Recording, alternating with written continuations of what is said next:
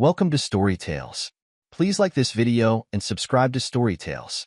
I hope you enjoy the story. Let's begin. The crystal chandeliers of the grand ballroom at the Drake Hotel cast intricate shadows across marble floors, their light catching on diamond necklaces and platinum watches. Caleb Whitmore stood near the center of the room, a commanding presence in a custom Tom Ford suit that cost more than most people's monthly salary. His cold gray eyes scanned the crowd with the precision of a predator, noting every nervous gesture, every ambitious glance, every subtle sign of weakness he could exploit. 20 years ago, he'd been the one on the outside looking in, watching Chicago's elite from the wrong side of the velvet rope.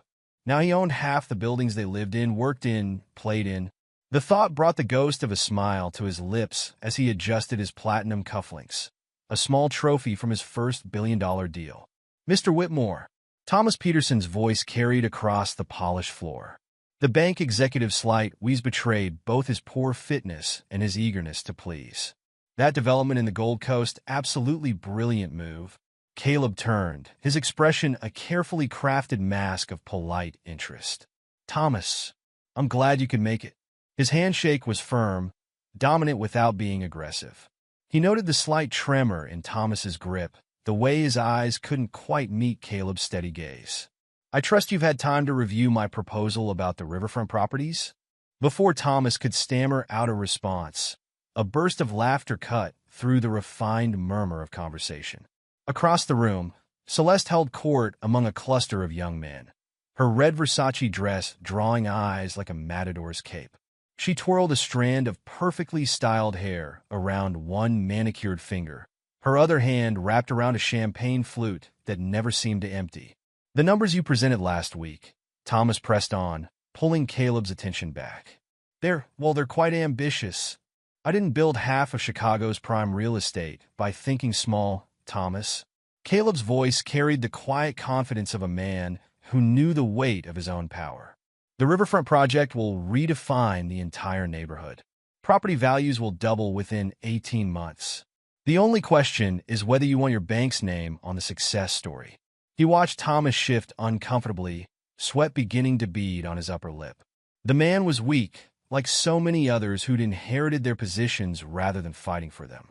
They'd never understand the kind of drive that took a poor kid from the South Side and turned him into one of the most powerful men in Chicago. Wyatt Mercer materialized at Caleb's side, his presence as familiar as a shadow. Tall and sharp-featured, Wyatt had been there since the beginning, when they were both hungry young men with nothing but ambition and a willingness to do whatever it took to succeed. "Thomas," Wyatt nodded coolly, then turned to Caleb. "The Singapore investors are here. They're eager to discuss the Maxwell Street project." Caleb checked his watch, a rare Patek Philippe that cost more than his first apartment. Perfect timing. He fixed Thomas with a steady gaze that made the banker swallow hard. "Think it over. But remember, opportunities like this don't wait." "Neither do I." As they moved through the crowd, Wyatt kept pace with practiced ease. Years of partnership had honed their movements into an efficient dance, every step calculated for maximum impact. "Harrison's looking nervous," Wyatt murmured, nodding subtly toward a silver-haired man trying too hard to appear casual.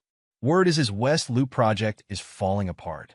3 contractors have walked off the job, and his primary lender is getting skittish." "Good." Caleb's response was clipped, satisfied. "Have our people ready to move on those properties when he defaults. And make sure the building department schedules an extra thorough inspection next week. I want every violation documented." "Already done?" Wyatt's thin smile matched Caleb's own. "I also had a chat with his project manager. Seems Harrison's been cutting corners on materials." One anonymous tip to the right journalist. They passed close to Celeste's group, where she now perched on a leather ottoman like a queen holding court. Her dress rode high on her thighs as she leaned forward, ensuring her audience's rapt attention. 3 young men in designer suits hung on her every word, their eyes following the slow rise of her hemline. "Your wife's enjoying herself," Wyatt observed neutrally. Caleb's expression didn't change, but something dark flickered behind his eyes. "She always does." The Singapore investors proved as promising as expected. Within 30 minutes, Caleb had them practically salivating over his vision for the Maxwell Street development, a massive mixed-use project that would transform a struggling neighborhood into the city's next hotspot. He laid out the numbers with surgical precision, watching their eyes light up at the projected returns. "You'll be displacing quite a few local businesses," one of them noted, trying to sound concerned. "Progress requires change," Caleb replied smoothly. "But we've set aside space in the new development for local vendors. At premium rates, of course. The strong will adapt. The weak." He shrugged elegantly. "That's not our concern." "Mr. Whitmore," another investor said as they wrapped up, "your reputation doesn't do you justice. You're even more decisive than we expected." "Call me Caleb." He smiled, but it didn't reach his eyes. "We're going to be seeing a lot of each other." As the evening wore on, Caleb continued his calculated circuit of the room. Each conversation was a move in a complex game of chess, each handshake another piece positioned exactly where he needed it. He watched Celeste's orbit occasionally intersect with his own, noting how her laughter grew louder with each glass of champagne, how her touches lingered longer on the arms of her admirers. Monica Chase, Celeste's self-proclaimed best friend, sat beside her at the bar, both women giggling over something on Monica's phone. The sound grated against Caleb's nerves like nails on glass. "Time to go," he said, placing a hand on Celeste's bare shoulder. Her skin was warm from the champagne and the heat of too many admiring gazes. She looked up at him, her perfect features arranged in a practiced pout. "Already? We're having fun. Some of us work for a living." The words were mild, but they carried an edge that made Monica shift uncomfortably on her bar stool. Celeste stood, smoothing her dress with exaggerated grace. "You're such a bore, darling." She said it like an endearment, but Caleb caught the flash of resentment in her eyes, the slight curl of her lip that betrayed her true feelings. The ride home was silent, heavy with unspoken accusations. Celeste stared out the window of their Mercedes S-Class as Chicago's glittering skyline passed by, each building a testament to Caleb's empire. He watched her reflection in the glass, noting how her fingers kept checking her phone, the screen carefully angled away from him. Their penthouse occupied the top 2 floors of One Superior Place, one of Caleb's earliest development projects. Floor-to-ceiling windows offered a panoramic view of the city he'd helped shape, the lights of 1,000 buildings twinkling like stars he'd hung in the sky himself. Celeste headed straight for the stairs, her heels clicking against the imported marble floors. "Wait." Caleb's voice stopped her halfway up. "I have something for you." She turned, curiosity overtaking her affected boredom. Caleb removed an envelope from his jacket pocket. "Happy anniversary." Celeste descended slowly, taking the envelope with manicured fingers that trembled slightly, whether from excitement or too much champagne. Caleb couldn't tell. Inside were first-class tickets to Italy, along with reservations at exclusive resorts along the Amalfi Coast. 2 weeks in Italy? She looked up at him, a genuine smile breaking through her usual mask. For a moment, she almost looked like the woman he'd married. "When do we leave?" "Next month." Caleb watched her carefully, cataloging every micro-expression that crossed her face. "I thought you'd enjoy a change of scenery." She stepped closer, pressing against him in a way that would have driven him wild when they first met. "Thank you, baby." Her kiss tasted of expensive champagne and practiced seduction. "Maybe this trip is just what we need." Caleb returned the kiss briefly before stepping back. "I have some calls to make. Don't wait up." In his home office, Caleb loosened his tie and poured himself 2 fingers of Macallan 25. The night had been productive. 3 major deals advanced, 2 competitors sweating, and the Singapore money practically in the bank. He was reviewing the preliminary paperwork when his phone buzzed with a text from Wyatt. "Check your email. Urgent." The video file loaded quickly on his laptop. The timestamp showed it was from earlier that evening, taken at the Black Diamond, one of the exclusive clubs where Celeste liked to hold court. The audio was clear despite the pulsing music in the background. "Caleb thinks he's untouchable." Celeste's voice rang out, words slightly slurred but distinct. "But men are lining up for me. If he leaves, I'll replace him before he's out the door." The camera caught her sprawled on a velvet couch in the VIP section, surrounded by her usual sycophants. Monica sat beside her, trying to hide her smirk behind a cocktail glass. Caleb watched the video twice, his expression unchanging. Then he opened his laptop and began to type, fingers moving with deadly precision across the keyboard. By the time he heard Celeste's unsteady footsteps in the hallway 2 hours later, everything was in motion, and he found her in their bedroom, struggling with the zipper of her dress. Her movements were loose, careless, still riding the high of attention and alcohol. She didn't notice him standing in the doorway until he spoke. Good? His voice was calm, almost gentle. Then I won't be missed. Celeste turned, confusion crossing her perfect features. What? But Caleb was already walking away, pulling out his phone to make one final call. Wyatt? Execute everything. Now. Behind him, he heard Celeste call his name, her voice uncertain. He didn't look back. He never looked back. The black diamond pulsed with expensive desperation, the kind that came dressed in designer labels and drowned in top-shelf liquor. Wyatt Mercer sat at the bar, nursing a glass of Glenlivet 21, his phone's camera capturing every moment of Celeste's increasingly dramatic performance in the VIP section. The club represented everything he and Caleb had once despised, the wasteful indulgence of people who'd never known real hunger, real struggle. Now they owned it, along with half the other high-end establishments in the city. The irony wasn't lost on Wyatt as he watched Chicago's elite pay premium prices to pretend they belonged in Caleb Whitmore's world. Celeste had arrived an hour ago with her usual entourage, Monica Chase front and center, along with 3 other women whose names Wyatt never bothered to learn. They were all the same, hungry for status, desperate for attention, and ultimately disposable. Just like Celeste herself, though she didn't know it yet. Another round. Celeste's voice carried over the music, the slight slur in her words becoming more pronounced. Put it on my tab. Wyatt watched as a server arrived with another bottle of Cristal, noting how Celeste's hand shook slightly as she poured. Her red dress, the same one from the charity event, was slightly disheveled now, her carefully styled hair beginning to lose its polish. She'd been drinking steadily since leaving the Drake Hotel, chasing some feeling she couldn't seem to find at the bottom of any glass. God, I needed this, she announced to her court, sprawling back against the velvet cushions. You know what it's like being married to someone so boring? So obsessed with business. Monica leaned in, her eyes gleaming with barely concealed malice. Tell us all about it, darling. It must be so difficult, being married to one of the most powerful men in Chicago. Celeste took another long drink, missing the sarcasm completely. It's all business, business, business. Do you know what he got me for our anniversary? Tickets to Italy. She rolled her eyes dramatically, sloshing champagne over the rim of her glass. Probably just wants to network with some Italian developers or something. Everything's about the next deal, the next project. Never about me. How terrible.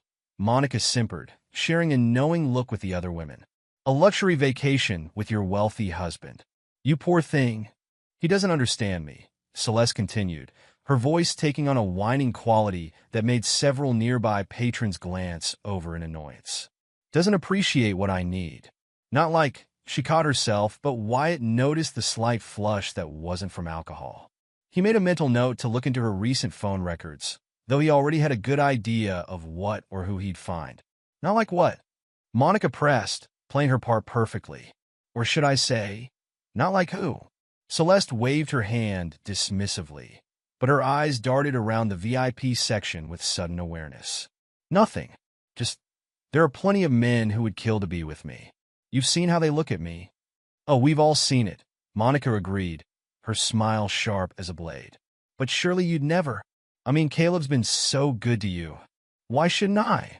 Celeste's voice rose, fueled by alcohol and wounded vanity. She stood up unsteadily, swaying slightly in her stilettos. Caleb thinks he's untouchable, but men are lining up for me. If he leaves, I'll replace him before he's out the door. The declaration hung in the air for a moment before she laughed, the sound brittle and false. Not that he ever would. He needs me. His perfect wife, his arm candy for all those boring business dinners. Wyatt stopped recording and sent the video immediately to Caleb. His longtime friend and partner would know exactly what to do with it. He'd seen that look in Caleb's eyes before, the cold calculation that preceded complete destruction. Celeste had no idea what she'd just set in motion. The night wore on, and Wyatt continued his quiet observation. He watched as Celeste danced with increasingly younger men, each one drawn in by the promise in her smile and the flash of her wedding ring. She was playing a game she thought she understood, but Wyatt knew better. He'd seen Caleb destroy people for far less than this. "She's really putting on a show tonight," the bartender murmured as he refreshed Wyatt's drink. "Mr. Whitmore won't like that." "Mr. Whitmore doesn't like a lot of things," Wyatt replied coolly. "That's why people should be careful not to displease him." The bartender nodded quickly and moved away. Smart man. Everyone who worked in Caleb's establishments knew better than to gossip about the boss or his wife. Everyone except Celeste herself, apparently. Around 2 in the morning, Celeste finally stumbled toward the exit, supported by an increasingly impatient Monica. Wyatt followed at a distance, ensuring she made it into her car's service safely. Not out of concern for her welfare, but because Caleb would want to know she made it home for what was coming next. His phone buzzed with a text from Caleb. "Is it done?" "Yes," Wyatt replied, watching the taillights of Celeste's car disappear into the night. "Everything's in place. She won't know what hit her." "Good." Caleb's response was immediate. "Start with the accounts. I want her cut off completely by morning." Wyatt smiled grimly as he headed to his own car. Tomorrow would be interesting indeed. The morning sun pierced through the penthouse windows with cruel intensity, finding Celeste sprawled across the king-size bed still, wearing her red dress from the night before. Caleb stood in the doorway, already dressed in a perfectly tailored charcoal suit, watching her fitful sleep with clinical detachment. The house staff moved silently through the apartment, following his precise instructions. Every trace of his presence was being systematically erased. Clothes, personal items, even the rare books he'd collected over the years. The Macallan he'd been drinking the night before was already gone from his office, replaced by an empty shelf that seemed to mock everything Celeste had taken for granted. Sir Marcus, his head of security, approached with the quiet efficiency that had earned him his position. "The transfers are complete. All accounts have been cleared and reassigned as specified." Caleb nodded once, his eyes never leaving Celeste's sleeping form. "The cars moved to the secure location, including Mrs. Whitmore's vehicle." Marcus paused, then added, "The Range Rover she ordered last week has been canceled." The dealer was understanding about the situation. "Good." Caleb checked his watch, a different one from the previous night. This one even more expensive. "Coordinate with building security. I want her access restricted to this floor only, effective immediately. And make sure all the staff know anyone who helps her after today never works in this city again." Everything was proceeding according to plan.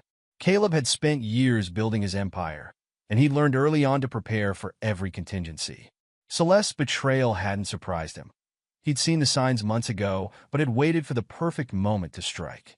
The Italy trip had been the perfect setup, making her believe she still had him fooled while he orchestrated her complete destruction. His phone buzzed steadily with updates throughout the morning. Joint accounts cleared. Credit cards deactivated. Club memberships canceled. Social club access revoked. Spa appointments canceled through end of year. Personal shopper accounts terminated. Gym membership revoked. Each message was another nail in the coffin of Celeste's carefully constructed world. By noon, she would be effectively erased from Chicago's social elite just as thoroughly as she'd tried to erase his significance in her life. Wyatt arrived as the last of Caleb's possessions were being removed, his presence as familiar as a shadow. "The video's already making rounds in certain circles," he reported, keeping his voice low. "Monica's been particularly helpful in spreading the word. Amazing how quickly people turn when they smell blood in the water." "Remind me to send her a thank you gift," Caleb said dryly. "Something expensive enough to ensure her continued cooperation. Perhaps that penthouse she's been eyeing in the Gold Coast." "Already arranged?" Wyatt smiled thinly. 30% below market value. She nearly cried when I called her this morning. A small sound from the bedroom caught their attention. Celeste was beginning to stir, her hand reaching automatically for her phone on the nightstand. "That's my cue." Caleb straightened his tie, checking his reflection in the window. Perfect, controlled, untouchable. Make sure everything else proceeds as planned. I don't want a single loose end. "And her trainer friend?" Wyatt asked quietly. "Jace?" A cold smile crossed Caleb's face. By this time tomorrow, he'll be looking for work in another city, preferably another country. I hear Australia is nice this time of year. I'll make sure he gets the message. Caleb took one last look at the woman he'd married, remembering how she'd looked on their wedding day, beautiful, seemingly devoted, and utterly false. The ache of betrayal had long since hardened into something stronger, colder, more purposeful. "Wyatt," he said as they stepped into the private elevator, "remind me to thank her someday. She just helped me acquire 3 new properties at fire sale prices." Amazing what people will agree to when they're afraid of ending up on your bad side. The elevator doors closed silently, leaving behind a world about to shatter upstairs. Celeste finally opened her eyes to a pounding headache and an unusually quiet penthouse. The sunlight felt like needles in her brain as she stumbled to the bathroom. Last night's mascara creating dark shadows under her eyes, her first attempt to order breakfast met with silence. The house phone rang endlessly, and when she tried her cell, she found the regular delivery places had somehow blocked her number. The real panic didn't set in until she stumbled into their walk-in closet and found half of it empty. Every trace of Caleb, from his precisely organized suits to his collection of watches, had vanished as if he'd never existed. "No, no, no," she muttered, her hangover forgotten as she ran from room to room. His office was empty, shelves bare, desk cleared. Even the painting she'd always hated, an abstract piece that cost more than most cars, was gone from the wall, leaving only a faint outline on the expensive wallpaper. Her phone buzzed with a text from Monica. "Sweetie, have you seen what's going around? Call me." But when Celeste tried to call, the line went straight to voicemail. She tried again, fingers trembling as she scrolled through her contacts. Number after number, familiar voicemail greetings or cold silence met her increasingly desperate attempts. She tried ordering coffee through her regular app, declined. Tried calling her car service account, suspended. Tried accessing the private elevator to the lobby. Access denied. Finally, after what felt like hours, Monica answered. "Where have you been?" Celeste demanded, her voice cracking. "Everything's gone wrong. Caleb's things are missing. My cards aren't working." "Sweetie," Monica's voice dripped with false sympathy, "I can't really talk right now. You understand, don't you? Caleb is, well, he's powerful. No one wants to be collateral damage. You're toxic now." The line went dead before Celeste could respond. She sank to the floor of the closet, surrounded by her own expensive clothes and shoes, all the trappings of a life that had seemed so secure just 24 hours ago. Her phone buzzed again, this time with a news alert about one of Caleb's latest deals. The photo showed him looking powerful and untouchable. Every inch the man she'd underestimated. The reality of her situation hit her like a physical blow. She was nothing without him. And now, she was about to discover exactly what that meant. Caleb Whitmore sat in his temporary office at the Peninsula Hotel, watching the city sprawl beneath him like a chessboard. His phone buzzed with another update from his team. "Sir," Marcus's voice came through crisp and efficient. "The locksmith just finished changing the penthouse codes. And the security footage? Uploaded to your private server. Every interaction she's had in the building for the past year." Caleb's lips curved into a cold smile. "Good. What about her attempts to access the accounts? 17 tries in the last hour. She's getting desperate." "Perfect." Caleb turned to Wyatt, who sat reviewing documents across the desk. "How's our friend Jace handling the news?" Wyatt looked up, satisfaction gleaming in his eyes. He tried accessing his gym's computer system this morning. Found himself locked out. When he called the owner, he learned that not only was he fired, but the entire gym had been bought out. "Who's the new owner?" "Whitmore Holdings, naturally." Wyatt's smile matched Caleb's. "The staff has been informed that employing Mr. Holloway would be inadvisable." The intercom buzzed. "Mr. Whitmore? The real estate agent is here about Mrs. Whitmore's new accommodations." "Send her in." Rebecca Torres entered, carrying a leather portfolio. Her sharp suit and perfectly maintained composure spoke of someone who understood the value of appearance in their world. "Mr. Whitmore," she began, laying out photos on his desk. "I found exactly what you specified. The Crown Heights apartment. 3rd floor, no elevator, next to the elevated train tracks. The neighborhood has the highest crime rate in the district. Caleb examined the photos. The building was exactly what he wanted, a dramatic fall from the luxury Celeste was accustomed to. The current tenants, he asked, being compensated generously to break their lease, Rebecca replied. The apartment will be available tomorrow. Perfect. Caleb signed the paperwork without hesitation. Make sure the lease is ironclad. I want her to understand exactly how far she's fallen. There's more, Wyatt interjected, holding up his tablet. The video from the club has gone viral in certain circles. Every socialite in Chicago is talking about it. Caleb stood, walking to the window. Below, Chicago's elite went about their daily routines, unaware of the power shift happening in their midst. Make sure our friends in the media get an anonymous tip about her indiscretions. I want her name toxic in every circle that matters. Already done, Wyatt pulled up several email threads. 3 gossip columnists, 2 society bloggers, and 1 very eager lifestyle magazine editor. They're all running stories by tomorrow. A knock at the door interrupted them. Marcus entered, his expression grim. Sir, Mrs. Whitmore is attempting to access the executive floor at Whitmore Tower. Security has detained her. Caleb's expression hardened. Put her on speaker. The sound of Celeste's voice filled the room, desperate and angry. I demand to see my husband. Do you know who I am? Mrs. Whitmore. The security guard's voice was professionally neutral. I'm afraid your access has been revoked. I'll have to ask you to leave the premises. Revoked? I'm his wife. I live in the penthouse. Not anymore, Caleb muttered, then nodded to Marcus. Have them escort her out. Gently. We wouldn't want to cause a scene. Through the speaker, they heard Celeste's voice rise in pitch. Don't touch me. I'll have your job for this. Actually, the guard replied, Mr. Whitmore's instructions were very clear. Please don't make this more difficult than it needs to be. The sound of heels clicking against marble faded, accompanied by muffled protests. Well, Wyatt observed dryly. She's taking it about as well as expected. Caleb returned to his desk, pulling up another document on his laptop. How's the social media campaign progressing?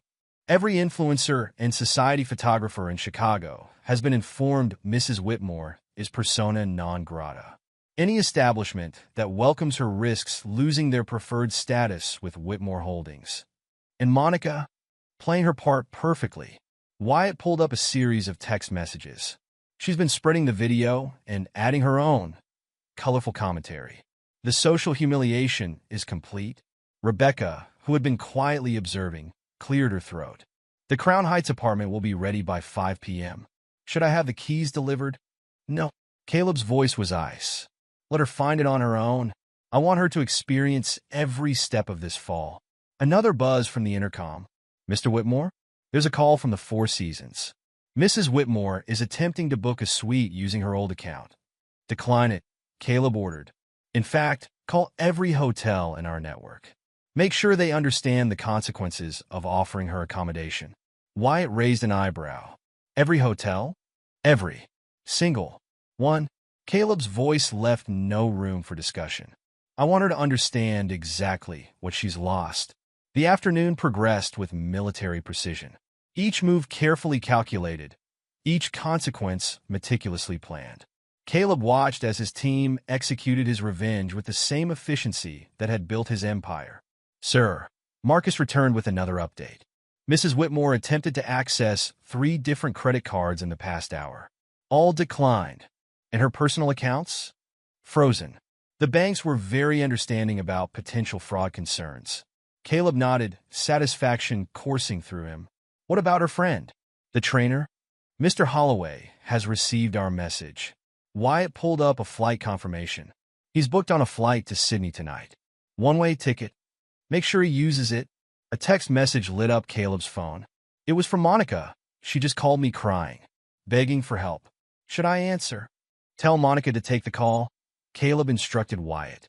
I want to know exactly how desperate she's becoming. Wyatt typed quickly, then looked up with a smirk. Monica says Celeste is offering to split her jewelry collection in exchange for a place to stay. The jewelry she won't find in her safe? Caleb allowed himself a small smile. How unfortunate. The city lights began to twinkle as dusk approached. Caleb stood at the window again, watching his domain spread out before him. Everything he'd built, everything he'd achieved, had been earned through unwavering determination and an absolute refusal to show mercy to those who betrayed him. "Sir?" Marcus appeared in the doorway. "The last of Mrs. Whitmore's cards has been deactivated. She's effectively cut off." "Good." Caleb turned from the window. "Now let's discuss Phase 2. The Crown Heights neighborhood existed in sharp contrast to the gleaming towers of downtown Chicago.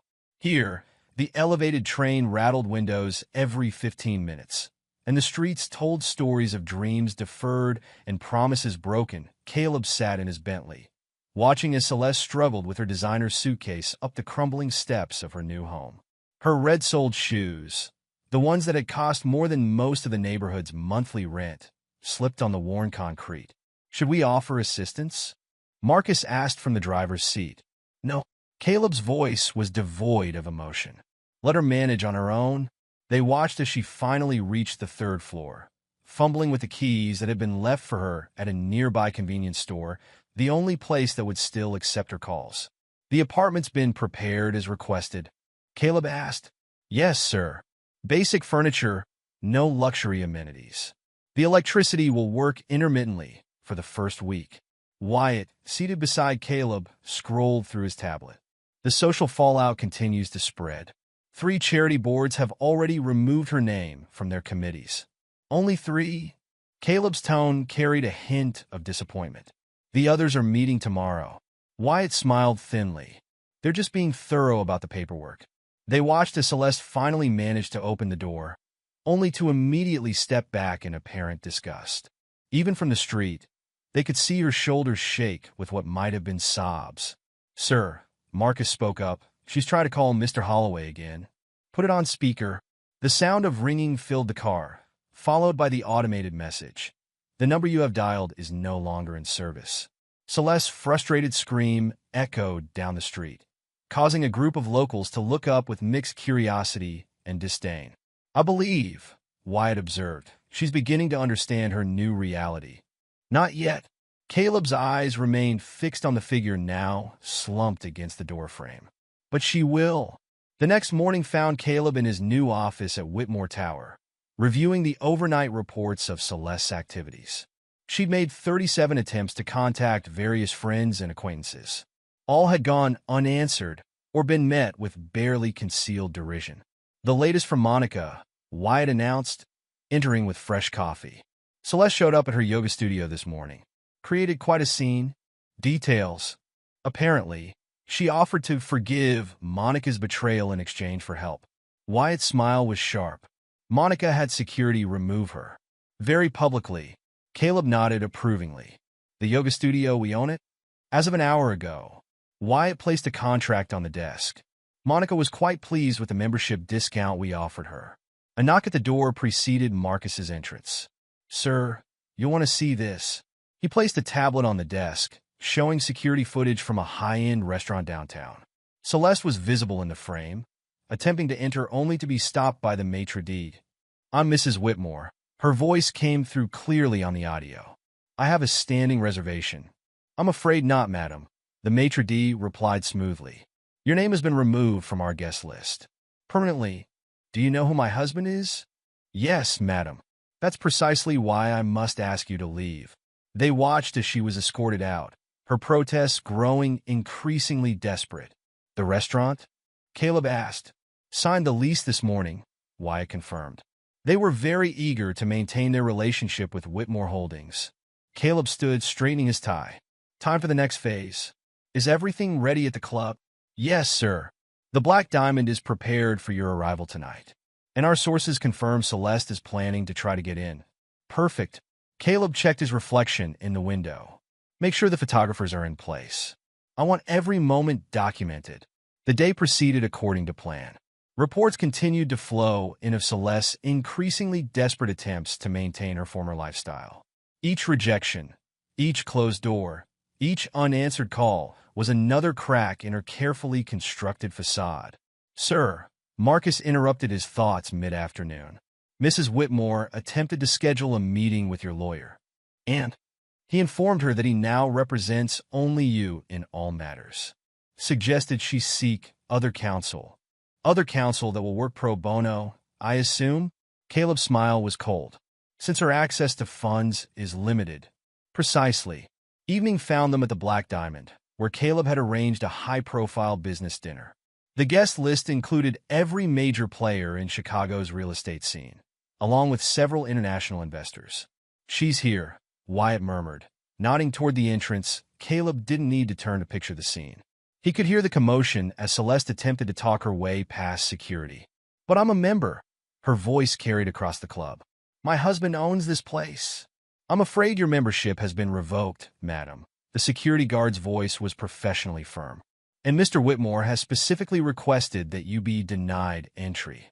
"This is ridiculous. I demand to see him." Caleb chose that moment to stand, drawing the attention of everyone in the vicinity. Beside him sat Olivia Barrett, CEO of a major development firm and arguably one of the most powerful women in Chicago real estate. "Is everything all right?" Olivia asked, her hand resting lightly on Caleb's arm. "Perfect," he replied, loud enough to carry. "Just a minor disturbance being handled." Celeste's gasp was audible as she caught sight of them. Her makeup, usually flawless, showed signs of hasty application. Her dress, while still designer, was wrinkled as if she'd been wearing it all day. "Caleb," she called out, trying to push past security. "Please just talk to me." He turned slowly, fixing her with a gaze that had made stronger people crumble. "I believe you're trespassing." "Trespassing? This is our club." "No," he corrected coldly. "This is my club, just like everything else you thought was yours." He turned to security. "Please escort the lady out, and ensure she understands that this is her final warning. You can't do this to me."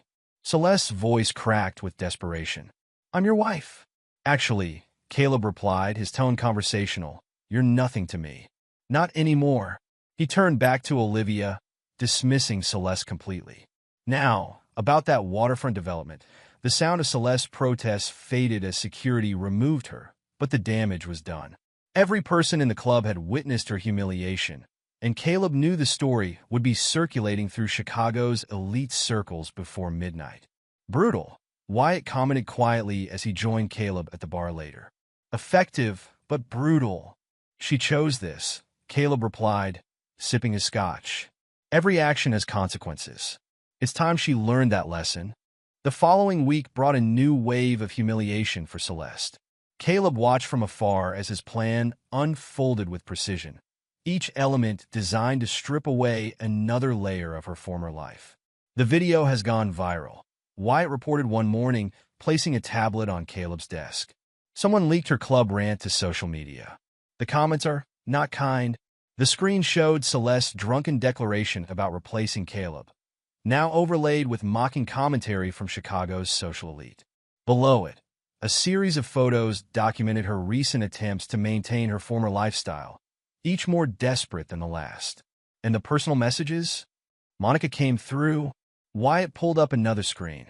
Every nasty comment Celeste ever made about her friends has been shared with the respective parties.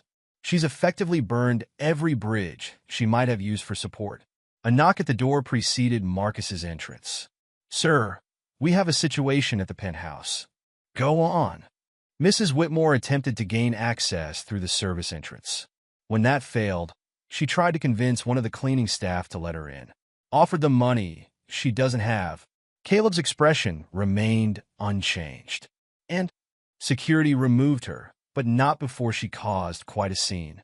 She was emotional. Emotional how? Marcus shifted slightly. "She was claiming you'd stolen her life, her identity. Said she'd go to the media." "Will she?" Wyatt asked. Caleb's laugh was without humor. "With what story? That her wealthy husband cut her off after she publicly declared she could replace him?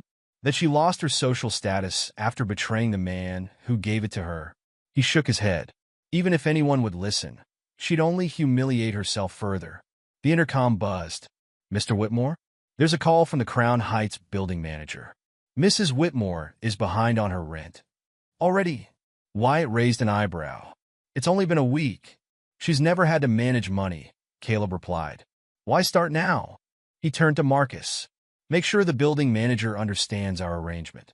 The rent is to be demanded promptly, no exceptions." Another alert lit up Caleb's phone.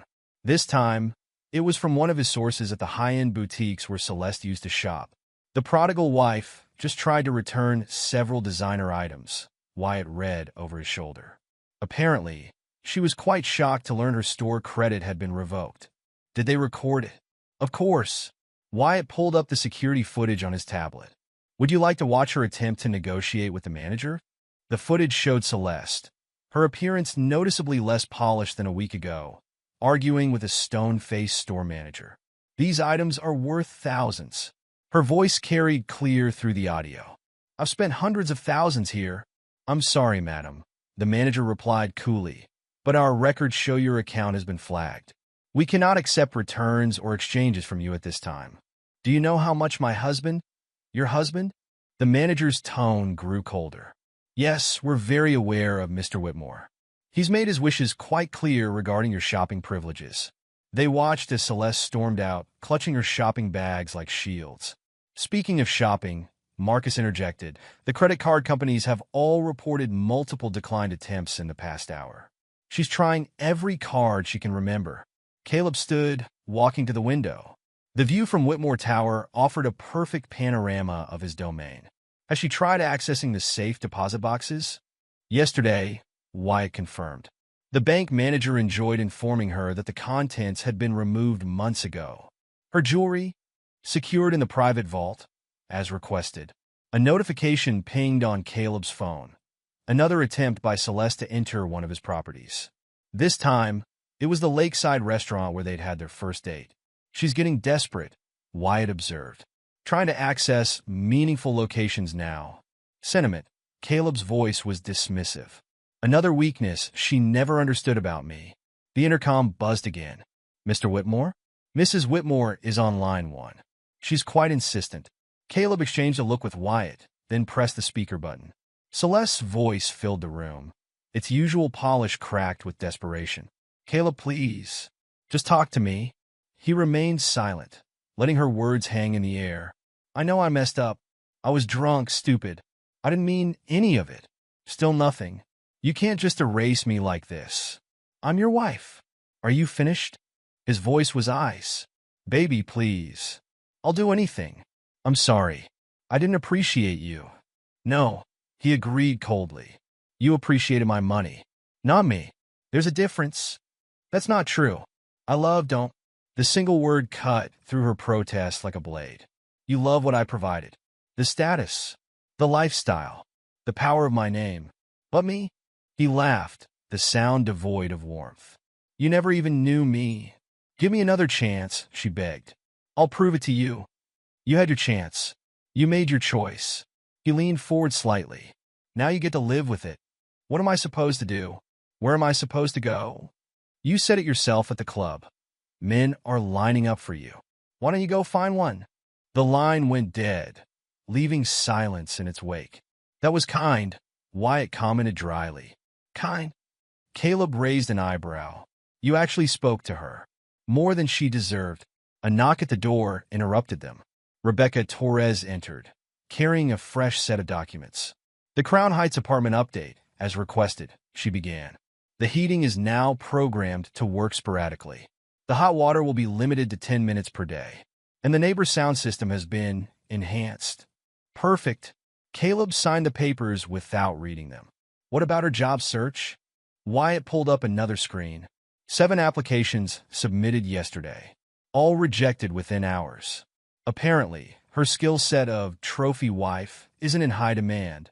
And Jace landed in Sydney this morning. Already has an interview lined up at a gym in Perth. About as far from Chicago as we could arrange. Caleb nodded approvingly. Make sure he understands the consequences of returning. Oh, he understands? Wyatt's smile was sharp.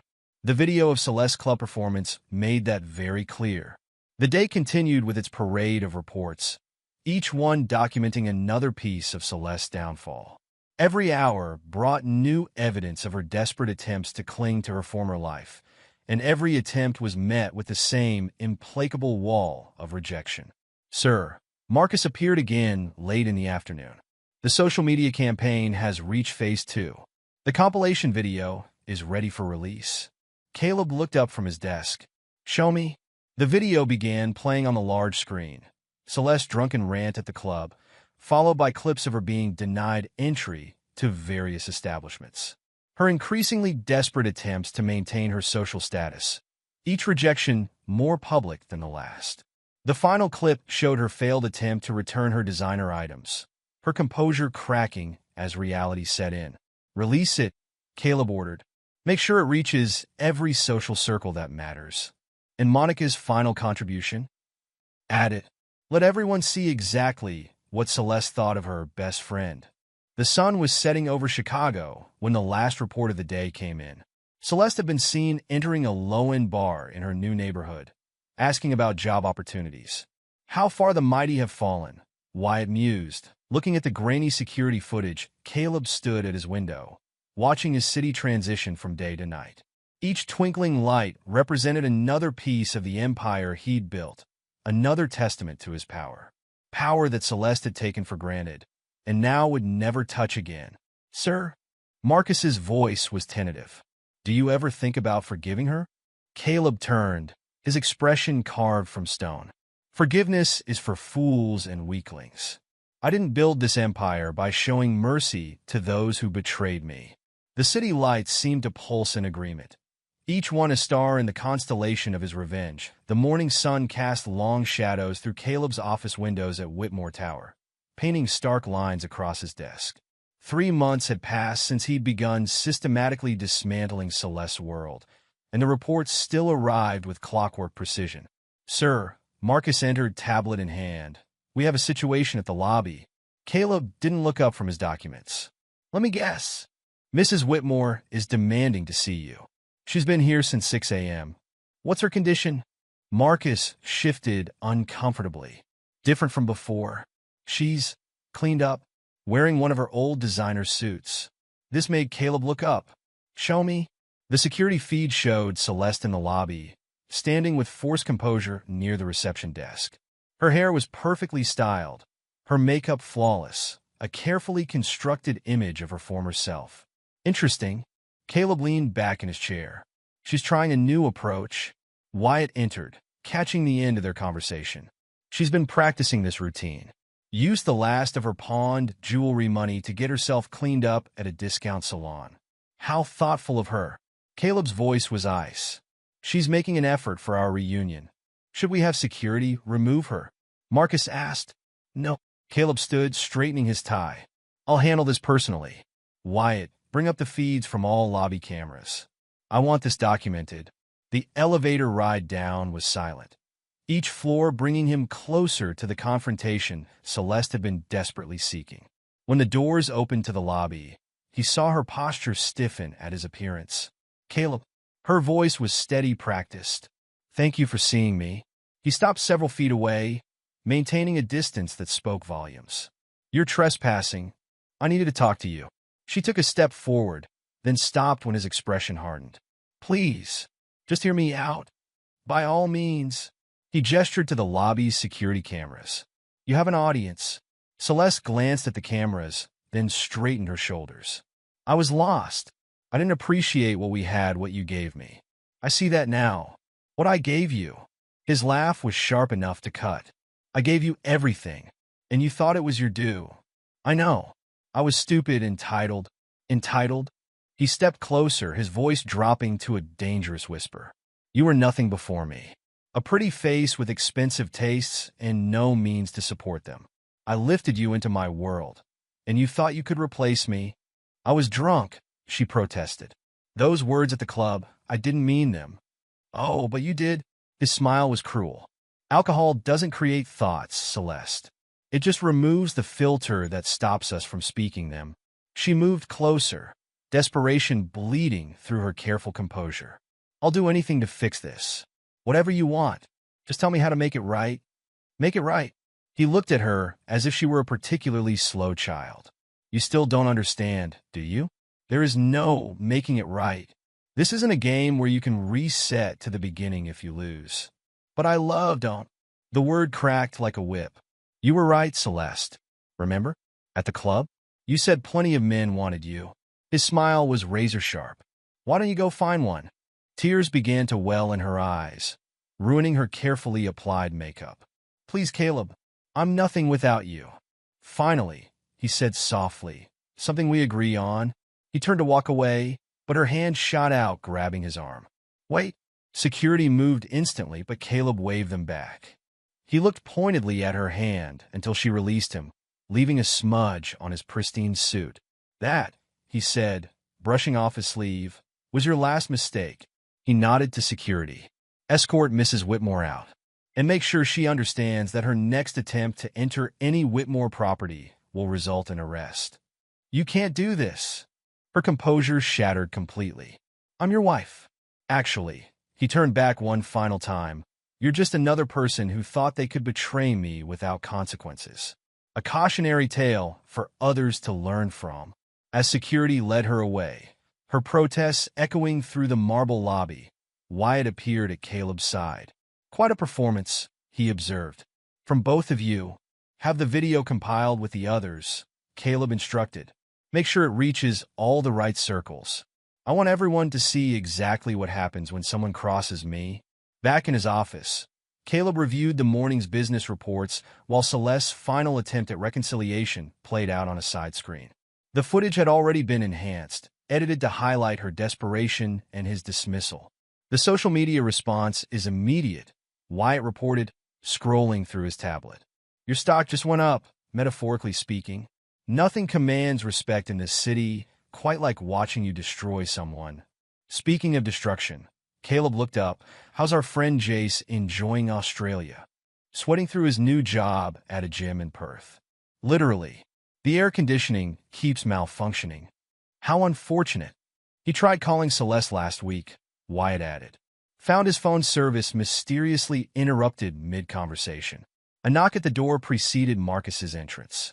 "Sir, the reports from the Crown Heights apartment building?" "Go on." Mrs. Whitmore's rent check bounced. "Again, the job she managed to get at the local bar barely covers utilities." Caleb's smile was cold. "Make sure the building manager proceeds with the late payment penalties." "Every single one." "And her attempts to find other employment." "Still unsuccessful," Wyatt interjected. "Apparently, her resume of trophy wife and social butterfly isn't opening many doors." The intercom buzzed. "Mr. Whitmore, your dinner reservation at Gibson's has been confirmed. Miss Barrett will meet you there at 8. "Perfect." Caleb checked his watch. A new acquisition that cost more than Celeste's monthly rent. "Make sure the usual photographers are in place." "Already arranged," Wyatt confirmed. "Though I doubt Celeste will attempt another scene.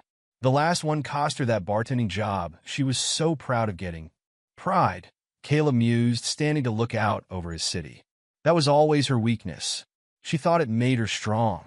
Never understood that real power comes from patience, from calculation, from being willing to wait years to strike at exactly the right moment." "Speaking of moments," Marcus interrupted, "there's something you should see." He pulled up a new security feed on the main screen. It showed Celeste still in her designer suit, now sitting at a sticky bar in her new neighborhood. The contrast between her attempted polish and her surroundings was stark, painful. "When was this taken?" "Live feed," Marcus replied. "One of our new acquisitions." They watched as Celeste tried to maintain her dignity while serving drinks to men who reminded Caleb of himself 20 years ago, hungry, ambitious, dangerous. The kind of men she would have ignored in her previous life. "Sir." Wyatt's voice carried a rare note of curiosity. "Do you ever regret not forgiving her?" Caleb turned from the window, his expression carved from marble. "Forgiveness is for fools. I didn't build this empire by showing mercy." On the screen, Celeste wiped down a bar stained with decades of spilled dreams, her designer suit already showing signs of wear. A black Bentley cruised past the window, Caleb's car, perfectly timed inside. He sat with Olivia Barrett, both of them dressed for their dinner reservation. Her laughter carried into the bar, making Celeste's head snap up just in time to see them pass. "Perfect timing," Wyatt observed. "There's no such thing as perfect timing," Caleb replied, straightening his tie. "Only perfectly planned moments." The dining room at Gibson's was a carefully orchestrated display of power and privilege. Caleb sat at his usual table, positioned to see and be seen, while Olivia Barrett commanded the space beside him with the easy confidence of a woman accustomed to wielding influence. The waterfront project is proceeding ahead of schedule, she was saying, her voice carrying just enough to be heard by strategic ears. Your vision for the development is revolutionary. Speaking of revolution, Wyatt approached their table, tablet in hand. The final numbers are in from the club incident. Caleb raised an eyebrow, inviting him to continue. The video of Mrs. Whitmore's performance has reached every significant social circle in Chicago. The response has been overwhelming. 3 more charity boards have asked to have her name removed from their records. Only 3? Olivia's smile was sharp. I serve on 4 others. I'll make some calls. Much appreciated.